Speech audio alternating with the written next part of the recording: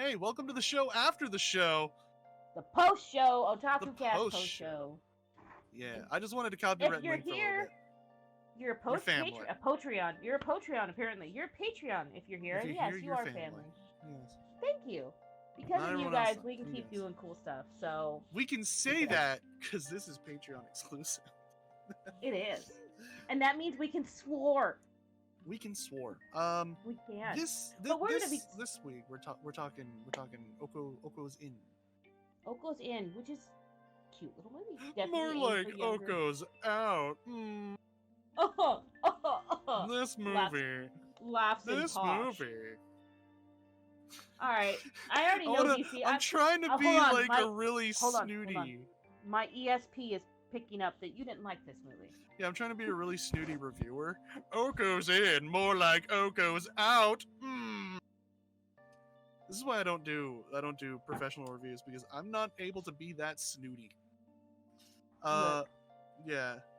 Look, I have small children. They watch most of this movie with me. Small children. They are not big brain like Ray. Look, it's not Ray, big brain man. The movie was good. I enjoyed it. The movie was okay. It wasn't amazing. It was good. It was okay. It keeps my attention, doesn't make me want to rip my eyeballs out, and does not let my attention wander enough that I want to pick up my phone and start playing. We very disagree on that, because I hate slice of life. Like, normally I do too, but there was like ghosts and demons. Yeah, that gave it enough. It gave it enough to... No, it didn't.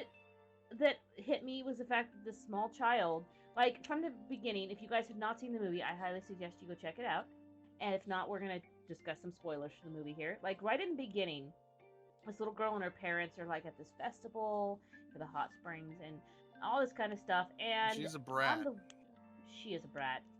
But, my children are out there screaming right now. Sorry if you guys hear them. They are brats. Children are brats. But they get in a car accident, and her parents died. There's a truck that comes up over the road, and she would have died as well, but she is on the hood of another car. She's saved by Ghosty. She's saved by a ghost, pretty much. Ghost boy. Then she goes to live with her grandmother. Gotta admit something here. Ghost boy, kind of a dick. Yeah. If he could save the girl, could he not have done something to move the car? Maybe he could have stopped her parents from dying. Here's a little bit of a spoiler. Later because on, the other ghost could.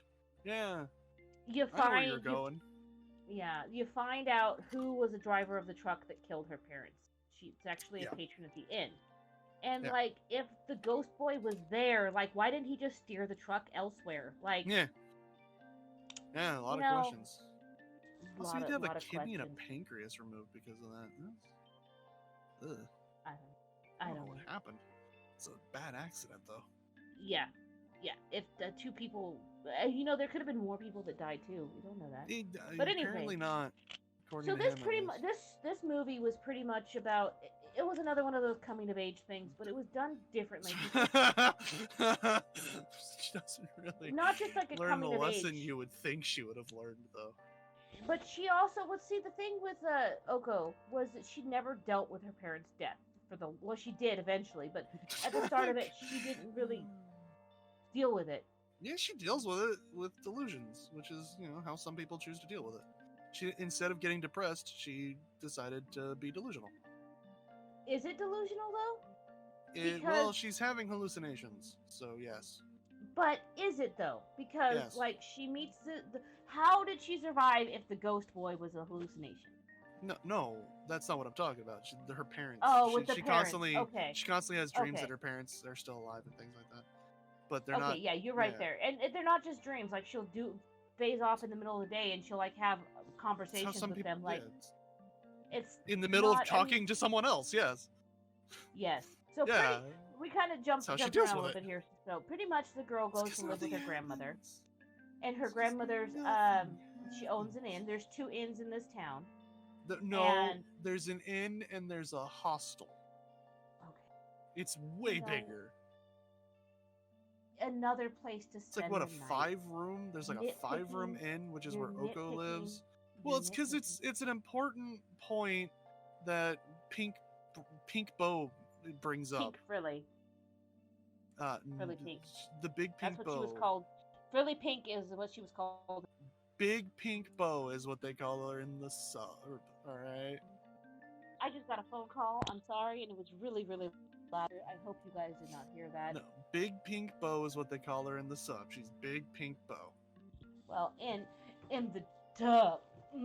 Well, that's why dubs suck and subs are superior. Superior listening. I'm just kidding. Anyway. I only listen to anime in its intended language, okay? Fine crafted, unaltered anime. Raw. You don't understand Japanese.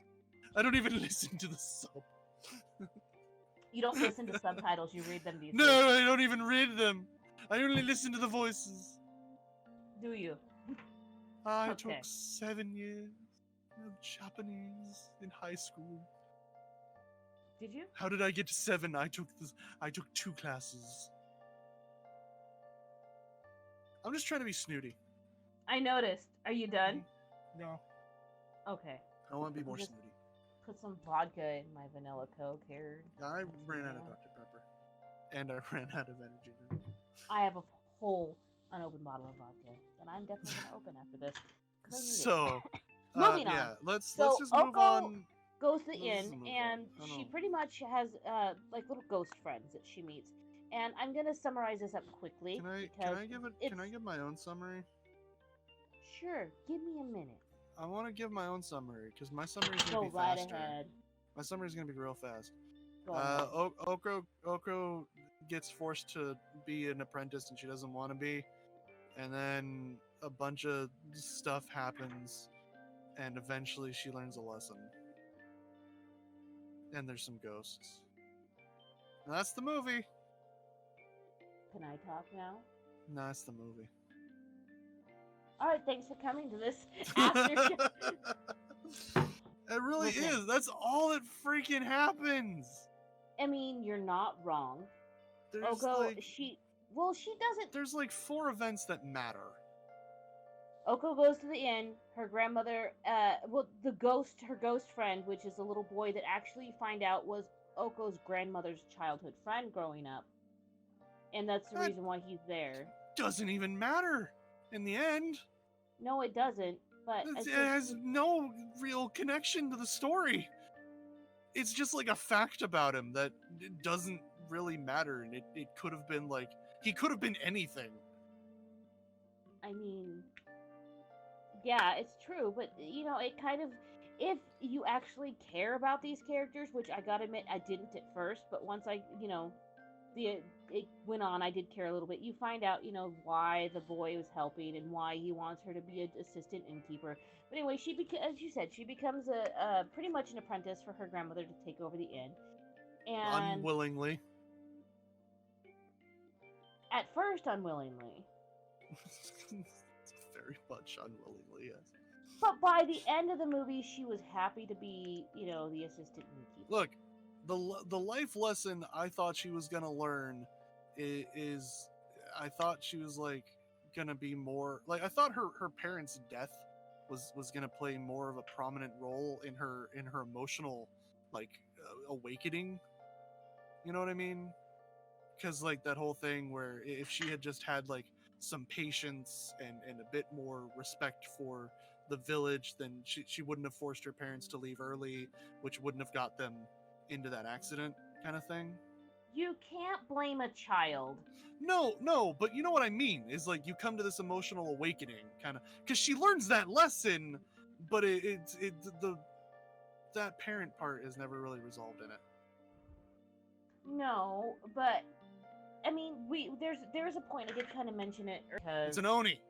Oni means demon. It's the same thing. I don't understand why the Oni is going to heaven. Apparently, the Oni attracts people to the inn. Which the inn, I guess. Why is it going to heaven? You said it was Oni. I just specified that it was an Oni. It's an imp. That's what he called himself. But he is an Oni, yes. It's a demon. It's a little magical dude that's normally portrayed as evil, All right, but he wasn't really evil. Let me put it. Well, he said he's mischievous, but I'm just trying. Look, so little in this movie happened that I cared about that I had my own questions. Like, why does the Oni get to go to heaven? I mean, normally they go to the underworld or hell. You know what? Or they work for Enma. Those details don't really matter. They matter to me because the rest of the story was boring. I don't really see the reason I even brought up the demon in the first place. There was no need for that character. Really? He wasn't a plot device. He wasn't. They didn't. They could have just been like, oh, this little bell has a demon inside, and that's what attracted people to. Done. Fun fact. This anime movie was based off of a series of children's books. And when you consider that it was based off of a series of children's books, it makes a lot more sense because most of the time these characters come in, they live out their usefulness, and they just stick around. And they don't do anything. Like the weird the little kid, demon dude he does more than anyone else because he actually helps around. Yeah, that's true. He does help. Well, after Okko kind of forces the ghost and little demon dude to help anyway, pretty much it's Okko coming to accept her loss of her parents and her new role in life that she's gonna take over this inn. And let's talk about the let's break it down. The scene that I mentioned earlier. I want to talk about the two main turning points for her. Glory and the father. Those were the two main turning points for her. Glory? Yeah, Glory. Her name's Glory. Oh. She was the psychic. Okay. Yes. One of the people Okko is sent to talk to is the psychic who is in her room, and when Okko shows up, there's like a mystic circle above her and smoke. And yeah, you find out she just has like black curtains and an inflatable hand around her for some reason. She's a very weird person. Dramatic effect. But Okko kind of gets to know her, which, again, understanding that this is based off of a series of children's books, you understand why it feels like we're just watching a series of children's books being animated. Yeah, and I liked the Glory and Okko parts because it was it was cute. They went shopping. Her befriending her was all right. I liked the befriending process where she brought her stuff specifically that went well with champagne. There was a part where she's like, oh, just think of me as your older good friend. And I'm like, in any other situation, that line would be considered creepy. I'm just buying you all this stuff because I'm this is why I wanted to bring that up, because she befriends her, brings her stuff, and like she's like, let me take you out shopping because shopping cures everything. And they go shopping, and they're on the highway. And Okko has a breakdown because she sees a big truck. Yeah, she pretty much has a PTSD panic attack. Yeah. Perfect. I've been there. I know exactly how she feels. And I was like, that's why I want to bring that up. Can we just appreciate Glory, the fact that she recognized it for what it was and pulled over and like... Yeah, she pulled over, she gave her space, and she told her, hey, I'm here. And she's like, if you want to go back, let's go back to town. And she's like, no, let's go shopping. And they go shopping, and it's a shopping montage. And she talks about how beautiful Glory is. She has to be one of the richest fortune tellers I have ever met. Look, if you're psychic and you're real psychic, because apparently she's real clairvoyant, yeah, you know what she's using her money for. She's like, what pony's gonna win? What's the winning lotto numbers? Get that money. If you could see the future, would you not? Would you not? Yeah, I would. Yeah. I would. What are the winning lotto numbers? I don't want to win too big. What are the lotto numbers that are going to win me like just enough money that my family doesn't come bother me? Yeah, I only want to win $30,000. I don't want to win the $40 million. So yeah, Glory's presence as a strong female that not only teaches her to accept her femininity. Because there was the grandma and there was the other older lady caretaker there. Grandma, and they did not. I'm just looking at it from this perspective. Grandma taught her to be proper. poised, and strong, poised and manners. like mannered. And Glory taught her to embrace her femininity and to herself. let loose a little Yeah. to accept her for who she is. Yes. You're like, don't be afraid to, you're off work now. That's you, work. boo-boo. This is that's work. You can be that at work, but don't be that all the time. Yeah, exactly. Yeah. Little lessons to teach you. And then the second big turning point was, I did kind of brush on it earlier, is that when that family came to the end. Oh, there was one more turning point. The father-son that looked homeless. Oh yeah, the father and son couple that did look homeless, and she brought him back to the inn anyway, and the boy was sick.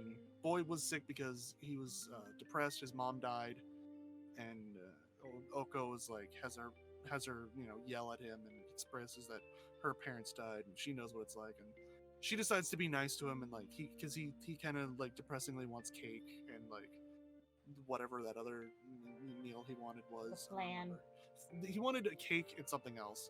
And she tried to go get him a cake, but there was no cake, so she made him the spring cake that she really liked. And, he didn't eat it at first. He was all, me. But the father was like, hey, I got to have a meal with my dead wife one last time.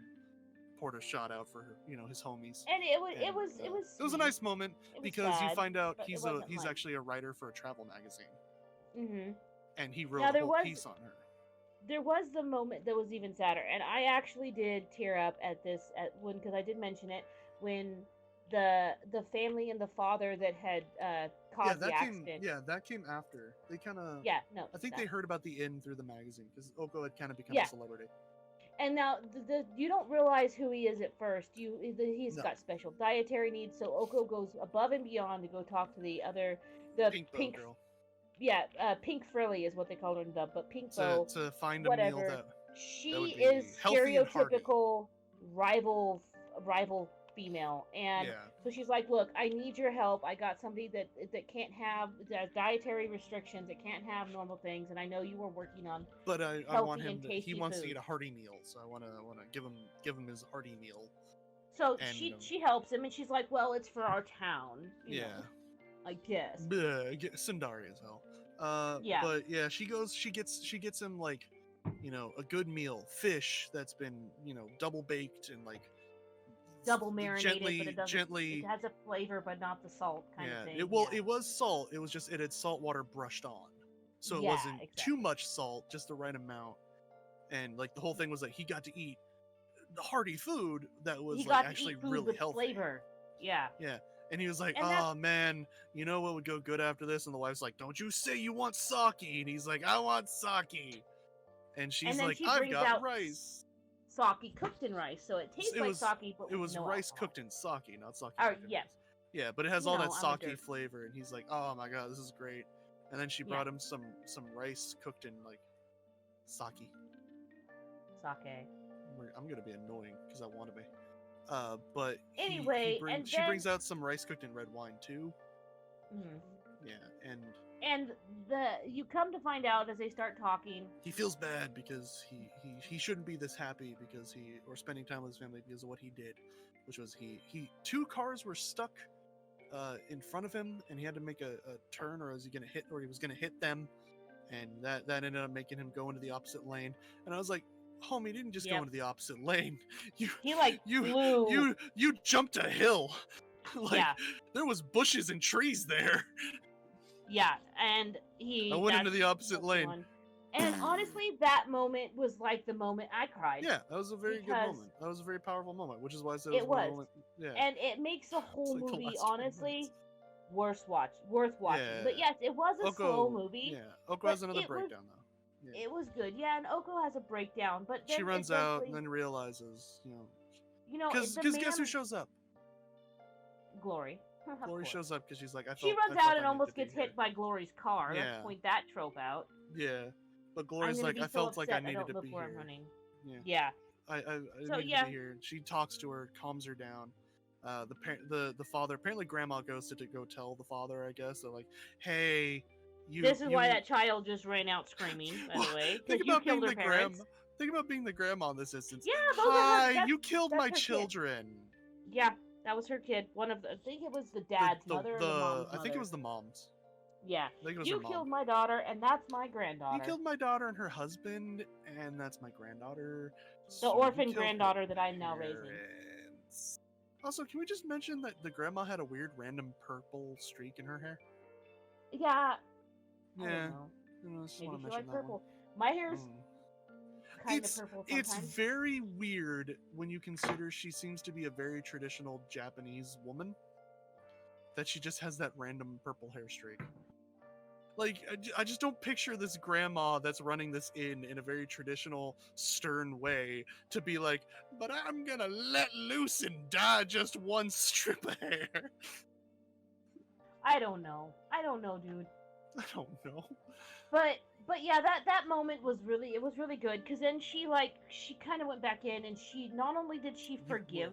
Yeah, grandma had called Purple Bow lady to go take them in. Yeah, she called grandma called the other in, and they were like, well, we can see how having them here will be upsetting, so let's. Yeah, but and the girl little kid doesn't want to go. No.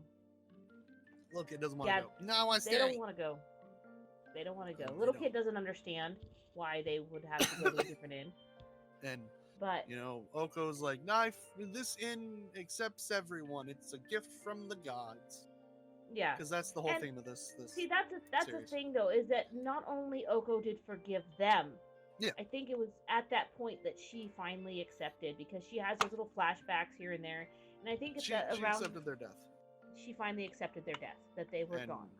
She forgave him. Because because he didn't. In her flashback, she frequently you guys aren't really dead. Yeah, you're not in her really little dead, right? You're still alive, it wasn't flashback. Right? It was just imaginary little scenarios. You're still alive, right? But yeah. But yeah, that's pretty. That's pretty much the movie. And then it ends where it began, at the festival, and this time, Okko's following her parents' dream, and she's up there dancing. And Okko and Pink Frilly Bow, I'm gonna use both names for dubbing. So Pink Frilly Bow are up there, and they're kind of friends now. And they're dancing together. And then, we didn't even mention the little ghost girl that's the little sister, the big sister to Frilly Bow. Because it's not important. It was not relevant. It was she could have been anybody. But it had no bearing on the plot. And since it was the day of the festival, why these ghosts have been hanging around all this long, and then just this festival they have to go to the other side? I don't understand. And there was also a little subplot that Okko was becoming happy, so she couldn't see the ghosts anymore. No, but I don't then she think sees that. them just I fine. think it was because they were nearing the time of going off, festival. so they were losing strength. But the little demon dude just stays there. I don't know. He said he was going off to heaven too. I don't understand. Look. I don't know. Because he said she's not going to be able to see you too, but I'm fine. But he also said, well, I have to stay here because I'm the one that's attracting the visitors. So I don't know. I don't know. It's not really well explained, and I don't. 4 out of 5. I would give it that 4 out of 5. 4 out of 5 Honestly, doctors recommend this little demon guy. This little demon guy to run your inn. Yes, little demon dude. Yes, I would take. He had a name. I don't remember it. I would take little demon dude any day, as long as he helps with chores. I will feed him. I liked his little gardener outfit. That's about it. That was adorable. But honestly, wrapping up this movie, it was decent. It was definitely done for younger audiences, but that did not mean I did not enjoy it. My kids didn't understand why I was crying at that one scene, because my kids watched it, and they didn't get the concept. And I tried to explain to them, and they understood, but they didn't get the emotional. Some things you can only understand from experiencing them. And I don't know, but I don't think they've experienced that loss yet, of like the real loss of a loved one. You know what I mean? Yes. My children are lucky enough that they still have their grandparents, both sets of grandparents on both sides and stuff like that. So the biggest when I lost my grandpa, and I lost my uncle the same year. So I got that lesson early on in life. I'm sorry to hear that. That's all right now. That was 22 years ago. But the biggest thing my kids have had to deal with was loss of a pet. And as traumatic as that is, it does not equate to a grandmother, grandfather, a parent. It does not even close. An uncle, a friend. Close. Yeah. No, not even close. But my grandpa. He's a good guy. Pretty much, that movie was a little girl just coming to accept her new place in the world after her parents. Definitely a shoujo. Definitely a shoujo. After her parents were killed tragically, and I mean, it was not bad. Out of 10 little demon bells, I give it like a 5. We're in a rating system here. I give it a 4 demon bell out of 5 out of 10. 4 demon bells out of 10. And that's, I mean, it's not bad. I just think definitely not the worst movie I've ever seen. There's, for sure. I'd watch it again. They could have mixed in. They could have made characters more important or given them something to do. Yeah, but you know, they probably tried to also stay true to their content and stay true to their audience. There's times where do you follow the spirit or the letter? Yeah. You know what I mean? And I think following the spirit would have been better in this instance. Mm-hmm. To give the characters something to do. Because most of this it feels like filler, most of it. It does. Yeah. I'll agree with you there. It does. It feels like filler. Because, like, we have the main points of the movie, which we talked about, and then all the stuff... Who cares about the rest of the moments where nothing's happening to advance the plot? Like, I strongly dislike Pink Frilly Bow. Like, girl, she was just... She's a bitch. Let's just say it. Let's just be honest. She's a bitch. She's a bitch.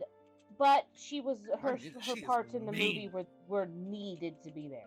Because they needed to be there at the end and all that kind of stuff. She advanced the plot. She did. She moved plot forward.